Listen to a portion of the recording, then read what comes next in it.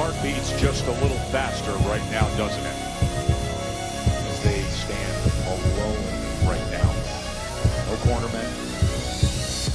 They're just ready to make the ring walk for the biggest fight that boxing can make.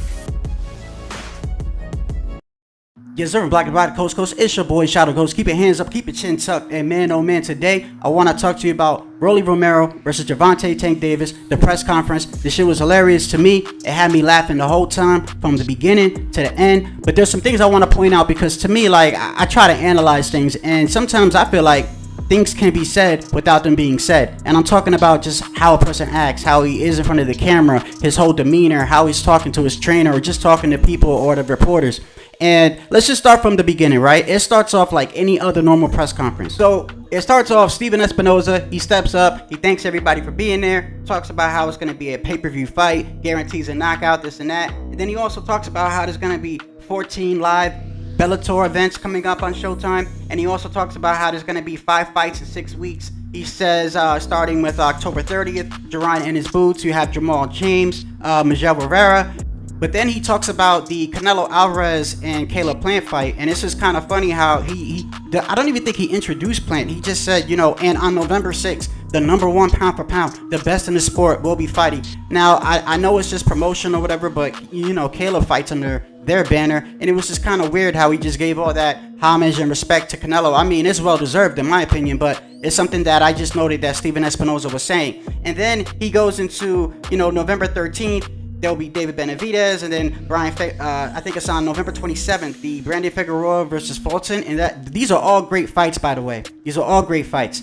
But then, to me, he takes a subliminal shot at Teofimo Lopez, because while he's talking about Gervonta Tank Davis, he says, he puts ass in seats, he sells tickets, this and that. He's never been knocked down. He says, quote, while the rest of the division is arguing and debating, Tank is out here fighting. And to me, there's a little bit of truth to that. I mean, yeah, Tank to me is sort of a consistent fighter as far as like how often he fights. But at the same time, if you were to take a poll, I think a lot of people would say, like, I told real boxing fans would probably tell you, yeah, he's fighting, but he's not fighting against the people that we want you to see him fight with. And all these other guys that you're saying are arguing and debating, we want to see him fight these guys, whether you think these guys are ducking or not. Make offers, do something. But that's not to take away from Leo Santa Cruz. That's not to take away from Barrios. Barrios was his champion in his own right. I'm not saying that these aren't great fighters, but you can look at Tank and you see how he fights, and you know that he should be in there with higher competition than the fights that he's been fighting. At least that's in my opinion, right?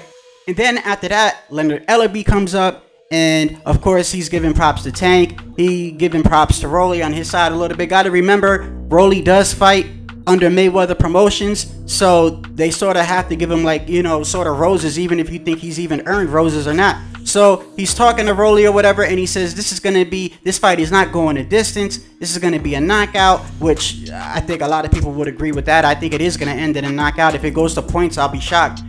Tank should be able to get him out of there. Whether you think Rolly's going to win or not, both of these guys hit so hard, I just don't see it going a distance. So I agree with him there. And then after that, Mayweather comes up to the podium, right? And he acts all shocked that, like, he wasn't going to get called up there. I don't know whether it was planned or not. But Mayweather does what he normally does, He talks about boxing and talks about himself, and then, he bigged up Tank, and then he bigged up Rolly, and then he talked about himself, and then he talked about, how he had his team and everything, and then he talked about Steven Espinoza, and then he talked about himself. And it's the normal Mayweather pattern, he's just talking about himself, but then acts like he's not talking about himself, but then it always comes back to talking about himself. But what really caught my eye, right, was when they got to the fighters, right? So Rolly, he steps up to the podium, and Rolly normally talks like that. Like, he stutters sometimes, you know what I mean? So I could just also imagine, like, you up there in front of a whole crowd or whatever. He could be a little bit nervous, but, he's acting the normal Rolly confident way, right? And then Tank.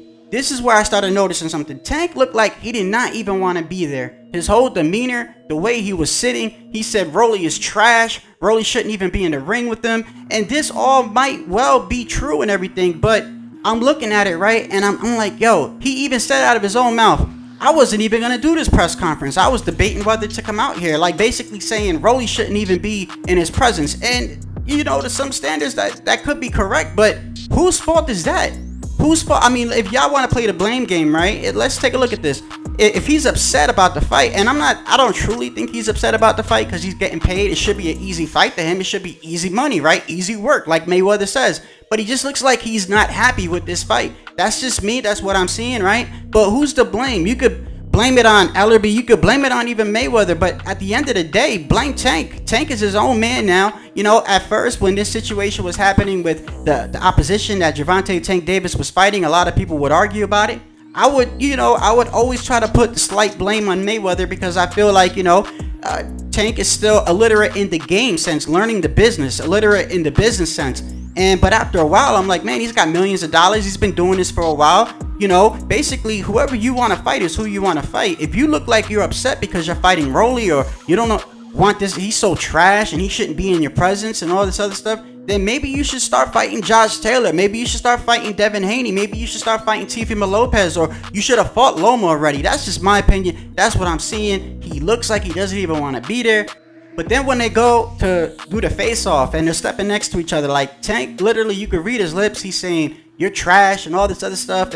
And to me, I'm going to be honest with you, this is a good fight, not because I feel like it's going to bring the best out of Tank, but to me, it's like the first time that I feel like that he's actually in there with somebody that can actually punch back, that can actually hurt him. And like, we haven't seen that in the past couple of fights. We've seen him in there with some great boxers, but I don't think that they had any power to keep him off him. And if you can't keep Tank off you, it's just like Canelo. He's going to eventually find a way to walk you down, and his power carries all the way to the later rounds.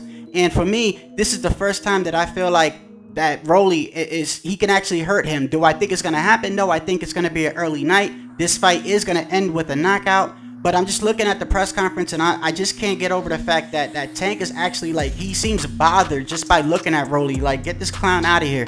You know what I mean? And I just find it funny because it's like, if you're not happy with your situation, I'm pretty sure this should be easy money for him. Honestly, in my honest opinion, because of his Tank can box. I think Tank can box. He chooses not to in his fights. But to me, this should be easy money for him. Rolly, to me, is good for boxing. I like Rolly. I feel like he plays that villain role really, really well. And Calvin Ford, that's another thing. Calvin Ford had got up to the podium, right? And Calvin Ford, the first thing he said is he looked at Rolly and said, I do not just train my fighter to go in there and get the KO.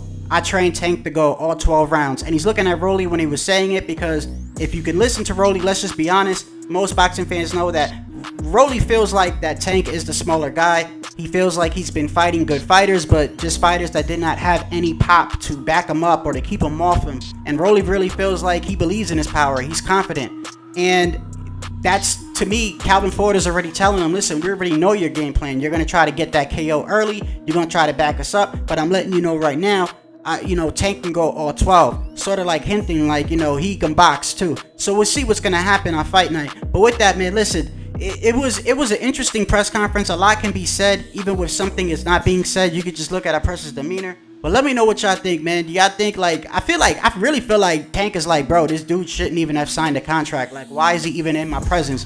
But I feel like if he really feels like that, then he's also to blame for that. Because sort of like, no matter who he fights, he's going to be the A side. And he should be the A side no matter who he fights. But even if that's not true, he's in a position where he can make any fight that he wants to make. So why are you looking disappointed, right? It should be an easy night, easy money. But let me know what y'all think in the comment section. This is Shadow Ghost. Until next time, I'm out.